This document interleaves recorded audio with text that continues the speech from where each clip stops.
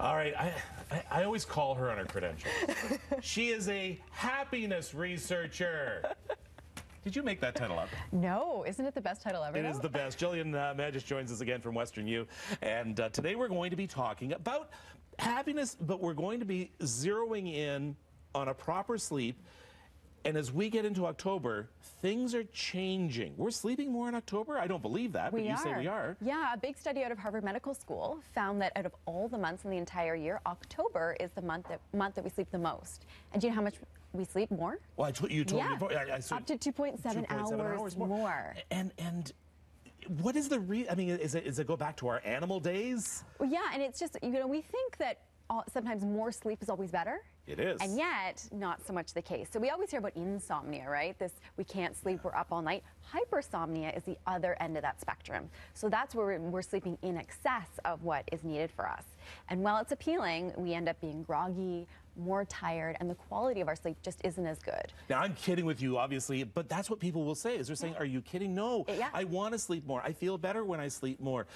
So you're saying we need, now, you're not saying sleep less, you're saying sleep the right amount of time. What's the right amount of time? Exactly, when? Depending on who you are, and being a student of your body and paying attention, some people can get by with a little bit more, a little bit less, but minimum 6 to 8 is the sort of the ballpark range that you want to be in. And it's aiming for quality of sleep as opposed to quantity of sleep. And you're talking about hypersomnia. Yes. We've heard of insomnia. Insomnia. Hypersomnia. Hypersomnia highest in October. This month. That's okay. Again, we would all argue that, though, right? Yeah. I think people would just. And it sounds appealing to get more sleep, but sleep doesn't work like a bank account where the more hours you log, the more you have. So can I catch up on my sleep? To an extent, and then it ends up having detrimental effects. Okay, so what should we be doing now in October, and how do we set ourselves up for the winter? Shorter daylight hours, etc. Absolutely. So making sure that when we go to bed, our room is dark and cool. Trying to keep a regular sleep time. So trying to, throughout the weekend, every single day, going to bed and waking up around the same kind of time. That'll help your circadian rhythm, which is what controls our sleep cycle. Another study has come out this morning, and this simply affirms what other studies have said in the past, and that is dealing with teenagers, that they're not getting enough sleep, and that school, and a lot of high schools have already changed some of their calendars and their clocks, but they're saying teenagers are getting up too early and going to school too early, and that is why they're moody, not because they're teenagers.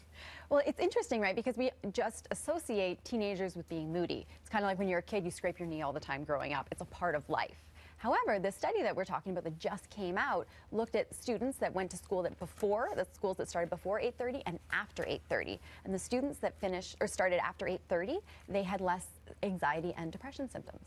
Research shows that once the leaves start to change, our brains give us an extra boost of dopamine. Yes. The happiness hormone. That's the happiness hormone, the feel-good hormone, and naturally we get a boost of it in the fall, which is really cool because with our mood, with the seasons changing, with getting less vitamin D from the sun, we can tend to be a little bit more sluggish, depressed, and so we get this boost to help us get through. And this goes not only to improve our mood, but our brain power, even our whole physical well-being.